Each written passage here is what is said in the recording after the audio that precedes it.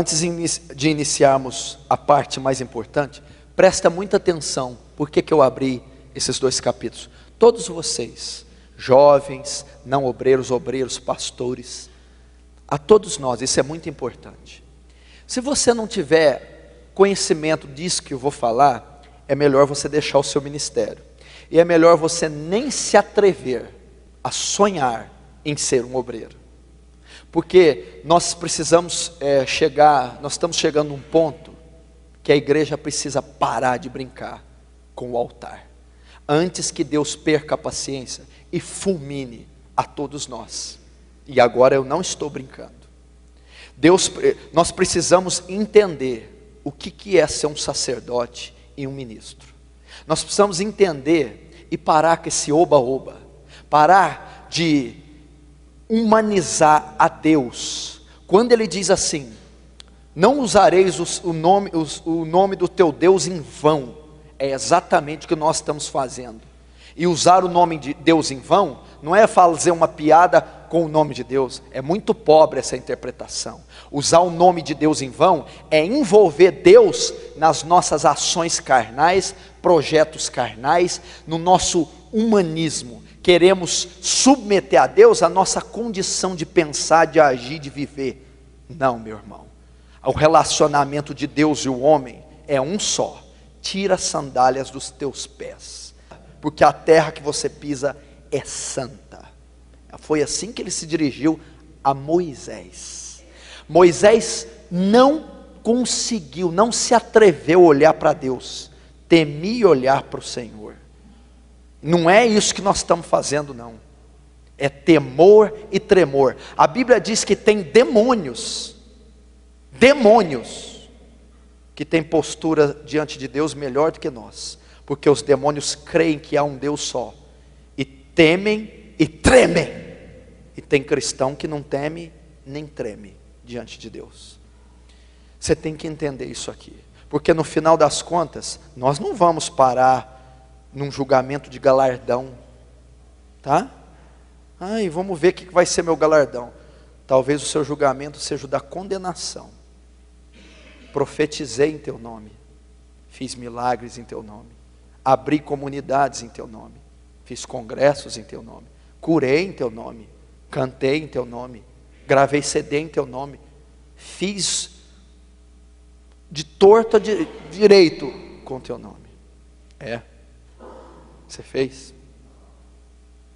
Mas eu não te conheço. Aparta de mim, vós que praticais a iniquidade. Isso é muito sério. Isso é muito sério. Não pense que esse dia não chegará.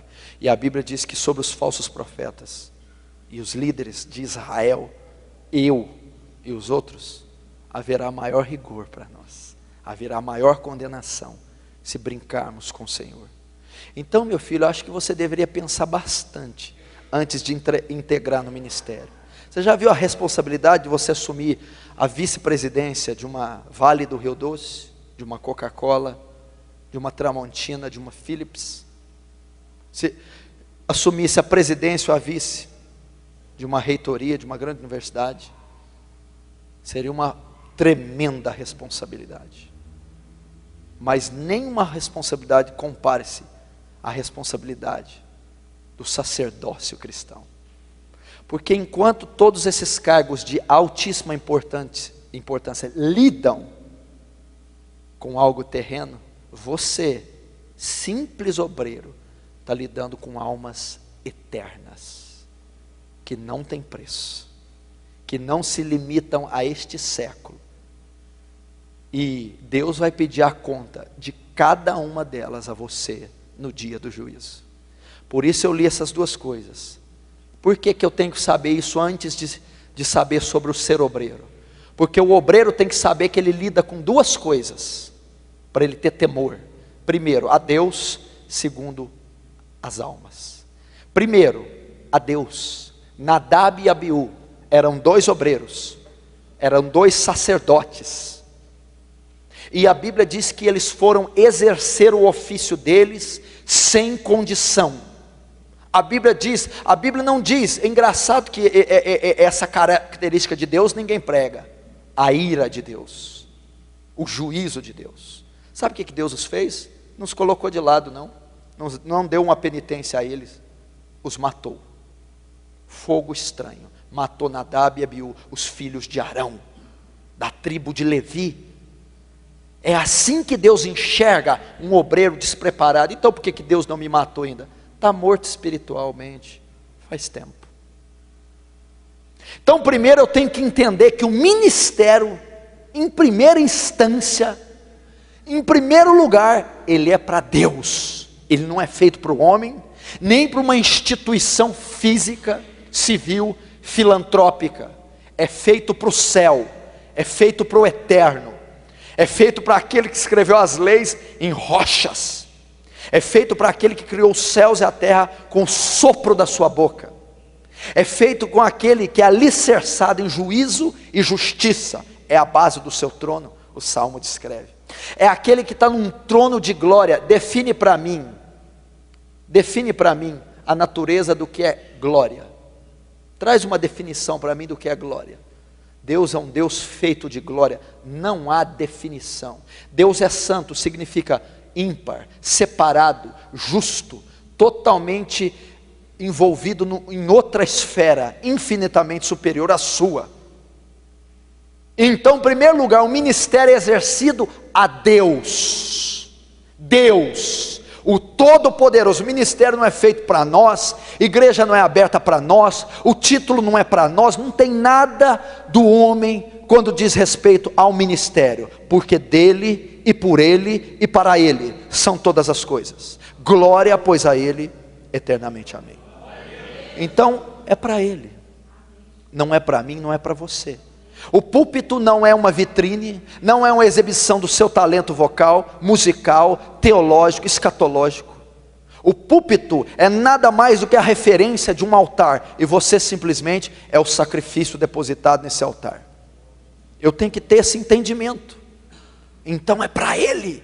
E quando eu sei que é para ele, já que eu exerço as minhas funções seculares com tamanha destreza, temor, pudor, reverência, que são feitas a homens, quanto mais exercer algo que é feito a Deus.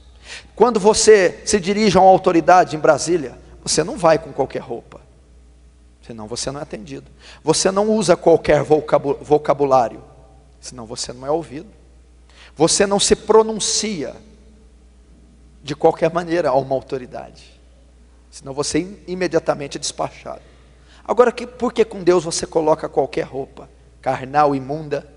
Por que com Deus você usa qualquer termo, ou não tem uma reverência para dirigir a palavra a ele? Daniel, quando dirigia a palavra, sabe o que ele dizia?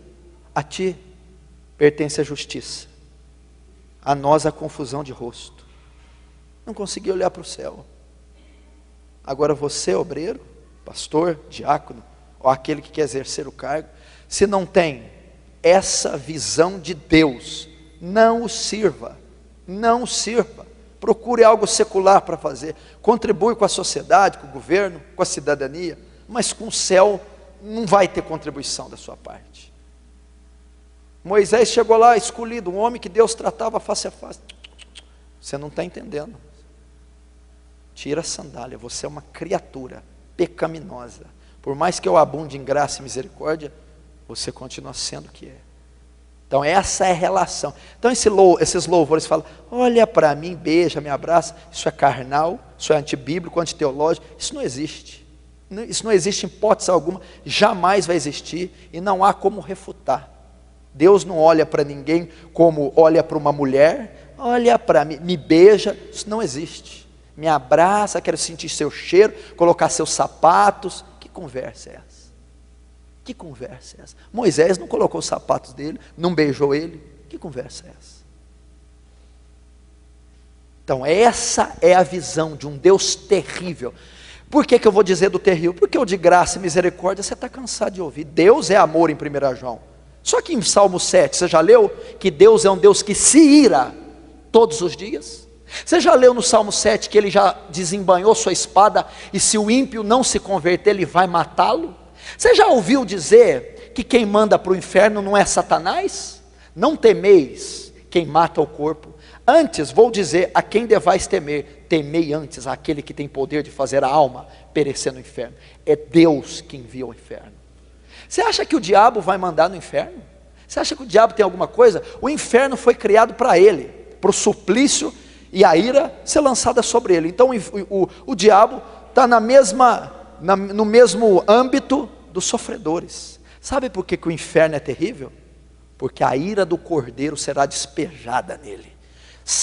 Apocalipse 14 diz que o inferno é terrível porque o cordeiro estará lá. Já parou para pensar? É a ira de Deus que vai ser despejada, não é Satanás. Então Deus se ira. Deus ama, odeia o pecado, mas ama o pecador. Deus odeia o pecado e odeia o pecador também, porque Ele mata o pecador. Cuidado com isso.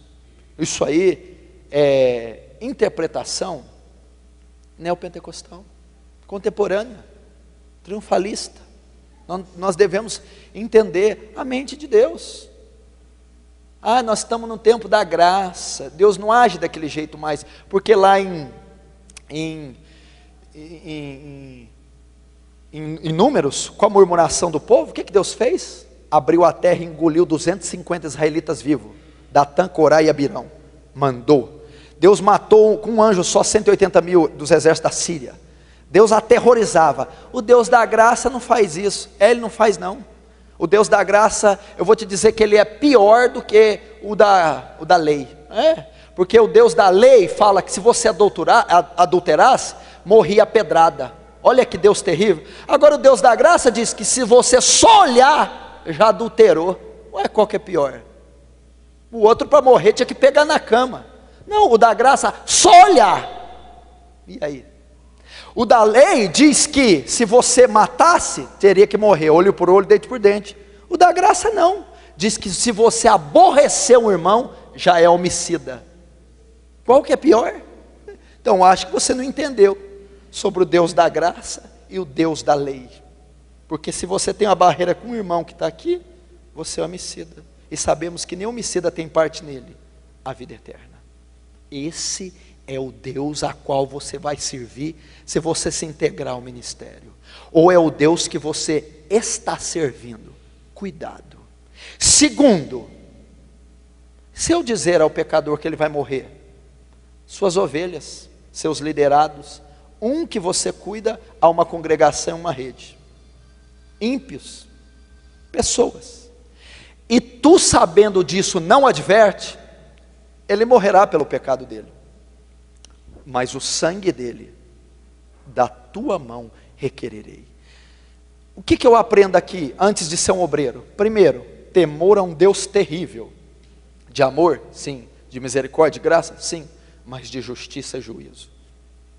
Segundo, eu estou trabalhando, não é com porcos, galinhas, automóveis, televisores, terrenos, condomínios. Eu estou trabalhando com criaturas eternas. Você já parou para pensar que você é um ser eterno? Você já parou para pensar que as pessoas que estão passando ali na rua, que eu vi agora, são eternas? Que os africanos são eternos, indianos são eternos, que todo ser desde Adão é eterno? O que significa? Você só tem um corpo mortal. A sua alma jamais se desfará, é eterna. E as pessoas às quais você vai lidar são eternas, ok? Então quando você canta para almas eternas, prega para almas eternas, aconselha, discipula, visita, evangeliza, faz qualquer coisa, toca o instrumento, almas eternas. E dependendo do seu descuido com as tais, você não vai perder elas por um acidente de trânsito, por um infarto ou um derrame. Você perderá-las para o inferno. E elas estarão por culpa sua, não por 1 milhão de anos, não por 10 milhões, não por 100 milhões, não por 1 bilhão de anos, nem 1 trilhão, nem 1 zilhão. Elas estarão para toda eternidade. E o sangue delas cobrarei da sua mão. Então é muito sério o ministério. São almas eternas que nunca se desfarão. Então olha o cuidado que eu devo ter antes de exercer, ou se eu estou exercendo um ministério. Quantas que já passaram na nossa mão e já morreram? Quantas que já morreram sem Cristo? Quantas que se perderam por negligência, omissão, incompetência, responsabilidade nossa, e se morrerem nesse instante que estão lá servindo ao mundo e ao inferno, nós seremos os culpados.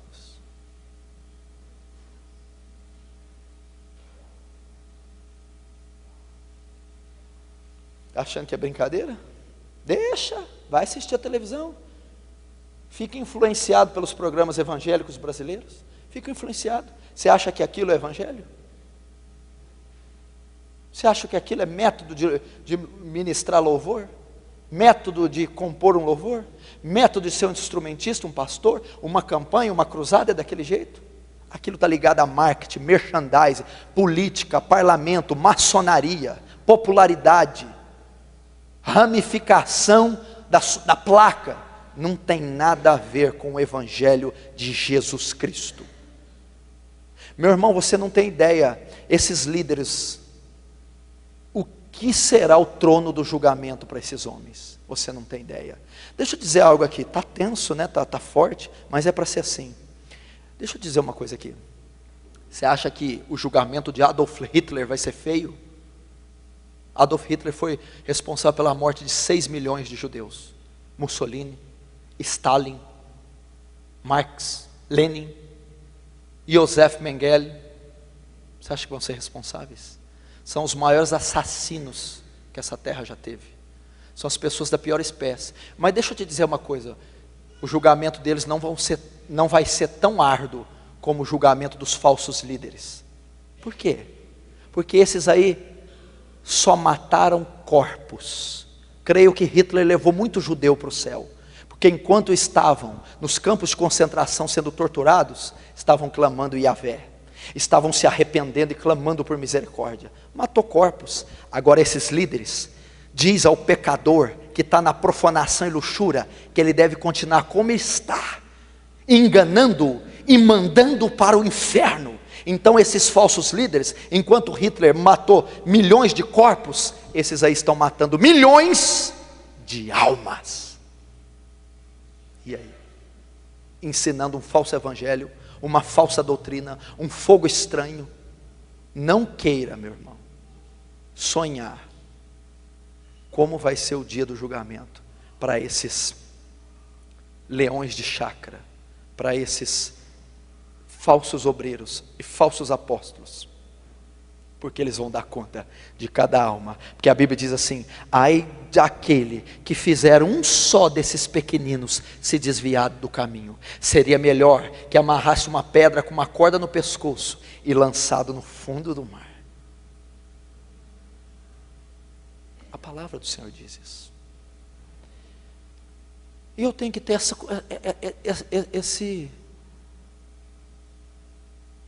esse conhecimento do que é um ministério. Antes de subir num púlpito, como é que está a minha vida? Quanto tempo você passou em oração para cantar, para pregar, para aconselhar? Quanto da Bíblia você estudou para ter princípio bíblico e não falar coisa da carne ou das ciências sociais? Como é que é? Passou a semana inteira vendo novela, TV, internet, paquerando, passando a mão. E depois foi louvar, ministrar, pregar, cantar. É o ministério de Nadab e Abiú. É o ministério de Nadab e Abiú. Olha a responsabilidade. E nós não podemos ser demais maduros para dizer: isso aí eu tenho ouvido desde que nasci. Talvez nunca ouviu desde que nasceu. Nós temos que ser inocentes, sinceros e puros como crianças. Porque eu tenho pregado o Brasil todo, tenho vivido um evangelho na medida do possível, verdadeiro. Mas toda vez que eu sou advertido pela palavra ou por um homem de Deus, eu me curvo e me dobro e reconheço a minha falha, seja quem for. Aí está a nobreza de um homem de Deus. Não está em dizer que sabe tudo, e sim de reconhecer quando não sabe, quando não tem condição, quando está em falta com Deus.